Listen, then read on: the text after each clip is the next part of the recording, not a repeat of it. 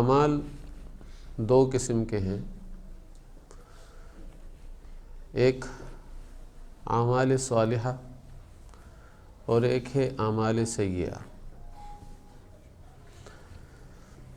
اعمال دو قسم کے ہیں، ایک ہے اعمال صالحہ اور ایک ہے اعمال سیئہ۔ اعمال سیئہ کے اندر اندھیرا ہی اندھیرا ہے اور اندھیرا ہی رہے گا۔ جو شخص اعمال سیئہ اختیار کر کر چل رہا ہے، جو شخص اعمال سیئہ کو لے کر چل رہا ہے، سمجھ لیں کہ وہ اپنی زندگی کے اندھیروں کو بڑھا رہا ہے، اندھیرے کی طرف بڑھ رہا ہے،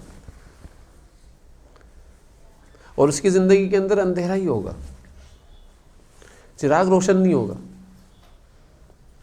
اور جو اعمال صالحہ کو لے کر چل رہا ہے تو وہ اپنی زندگی کے اندر نور کی طرف بڑھ رہا ہے، نور کی طرف جا رہا ہے، اس کے قلب کے اندر نور ہی رہے گا، نور سے اس کا قلب منور رہے گا۔ دیکھو حضور صلی اللہ علیہ وسلم نماز پڑھا رہے ہیں، اور نماز پڑھانے کے بعد سلام پھیرنے کے بعد فرمایا یہ کون آیا تھا،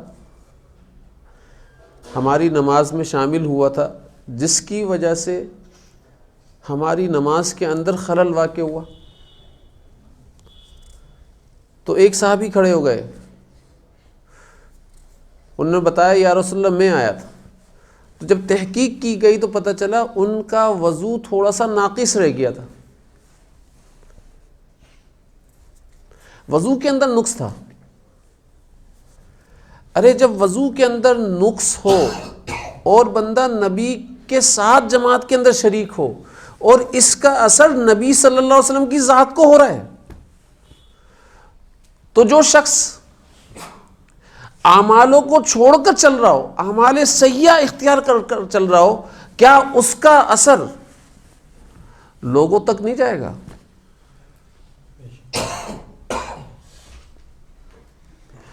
خود کی ذات کو تو ہوتا ہی ہوتا ہے، لیکن پھر اثر جو ہے نا لوگوں کی ذاتوں تک بھی جاتا ہے۔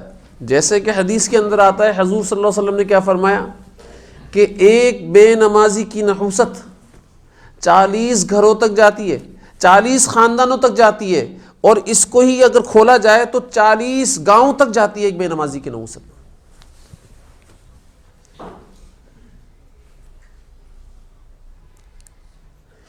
یہ ایک بے نمازی کی نحوست بتا رہا ہوں۔